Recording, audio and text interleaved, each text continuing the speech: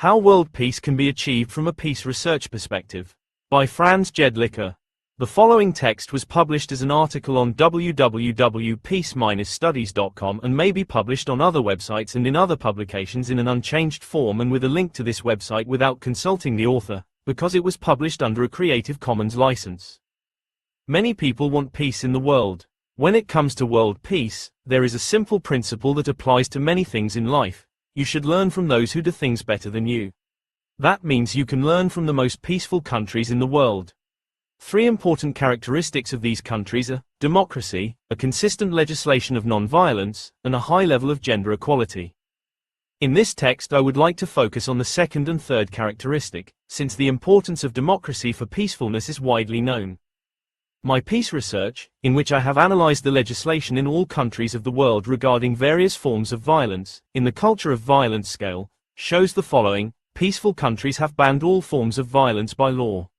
This is the case, for example, in most countries of the European Union. Violence in child rearing, violence against women, the death penalty, torture, judicial corporal punishment, and violence against homosexuals are all banned there. A government that wants to show its citizens that violence is not a means of resolving conflicts in any situation must also enshrine this in legislation. The laws of a country are the basis for people's behavior and usually also the basis of their morality. Only an absolute ban on all forms of violence demonstrates a consistent policy of non-violence. The most important thing from the perspective of peace psychology is the prohibition of child corporal punishment. A violence-free childhood is the psychological foundation of a peaceful society, but unfortunately corporal punishment of children is currently, 2025, only banned in about a third of countries worldwide. Political actors who have understood this must act on this issue as quickly as possible, because it takes around 20 years for a non-violent generation to grow up. Information on helpful strategies can be found in the recommendations of the End Corporal Punishment website and the free publications of the Inspire strategy. Neither the USA nor Russia nor other global players will probably become sustainably peaceful as long as violence against children is permitted there. What applies to child protection also applies to violence against women. It must be prohibited by law, just like marital rape, spousal rape. How can a country be peaceful if beating women and children is already permitted? There is also an intersectionality between domestic violence against women and violence in child rearing. They often occur together, and many people who experience violence as children or observed violence between their parents repeat this behavior. They have seen with their own eyes that violence is a permitted means of resolving conflicts. In addition to legislation regarding the forms of violence mentioned, equal rights for women is also an important factor for peace. The higher it is, the more peaceful a country is. This has also been proven statistically, for example by Valerie Hudson and co-authors. A lack of gender equality and women's rights is a sign of structural violence, a term coined by peace researcher Johan Galtung. The same applies to the oppression of homosexuals and LGBTIQ+ people. The UN has also taken this insight into account. In UNSC Resolution 1325, it recommends the participation of women in peace-building processes, for example in peace negotiations. Religions, for example, religions for peace, will only contribute to world peace if they support all three factors mentioned above. A democratic form of government, a consistent legal ban on all forms of violence, starting with a ban on child corporal punishment and a ban on violence against women, and gender equality. However, they will hinder world peace if they tolerate or even promote some forms of violence or discrimination that I have mentioned. Unfortunately, this is still the case with physical punishment in child rearing and violence against women and homosexuals. Even the current Pope Francis has recommended the spanking of children several times. Without probably knowing it, he is thereby hindering his own peace mission.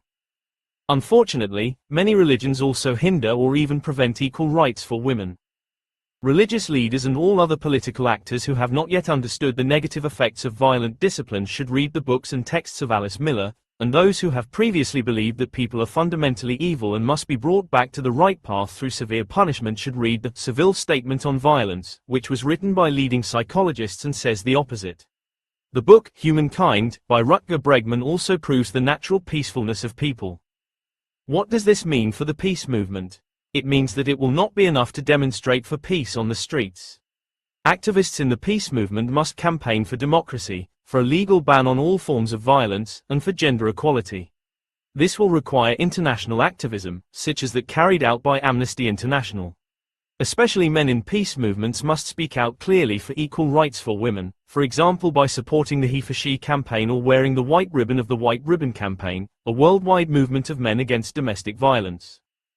The above factors must also be taken into account in development aid and development policy.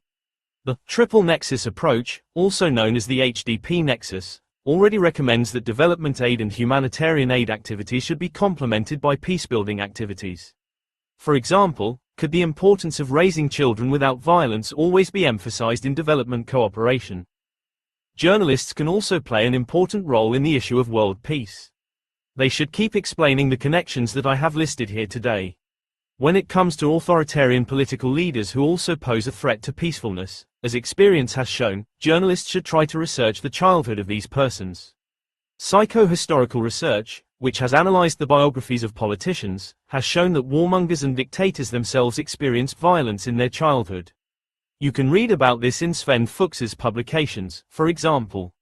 If this fact is recognized in time, it may be possible to prevent negative developments regarding peace. Unfortunately, it was overseen regarding Hitler, Putin and many other political actors who have started wars.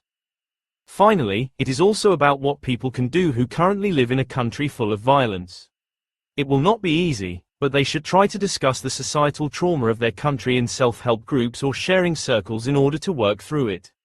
There must be time and space in these groups to express grief, but there should also be discussions afterwards about how to break the cycle of violence in the future, especially if this cycle has already started in one's own family. The psychological term for this is transgenerational trauma. The psychological origins of hatred should also be discussed. It is understandable if hatred arises because oneself or one's own country has been attacked or oppressed. But it would be important to recognize the hatred that arose from violence or neglect experienced in childhood. And it is just as important to recognize the hatred that arises from envy or longing that one represses or suppresses. The psychologist Arno Gruen has written important texts on this, and George Lakoff's strict father model is also relevant. It explains why people who had a strict father tend to vote for authoritarian politicians. This linkage has been examined already over 70 years ago under the terms authoritarian character and authoritarian personality by Theodore W. Adorno, Else Frenkel Brunswick, Erich Fromm and Max Horkheimer. But even peaceful countries have to be careful of negative developments that can endanger their peacefulness. One silent danger is the increasing violence in the media and on social media. Crime dramas and series are increasingly showing detailed violence. The result is that many people are becoming desensitized. News programs are apparently still following the old dogma that only bad news is good news. Even in peaceful countries, people are being told that violence is normal, instead of reporting on the factors that strengthen peace, democracy, the activities of social associations and civil society, educational initiatives, an inclusive social and health policy, a balancing tax system that avoids excessive inequalities. And of course, computer games in which people can be killed and injured are to be rejected. Mostly they are being developed in countries where there is a higher culture of violence than in the European Union. All the paths to world peace that I have mentioned are certainly not strategies that work quickly. Of course, for current armed conflicts there is the necessity for conducting peace negotiations, ideally, as I have already explained, by women. Mediation methods such as nonviolent communication and empathy circles can also be helpful.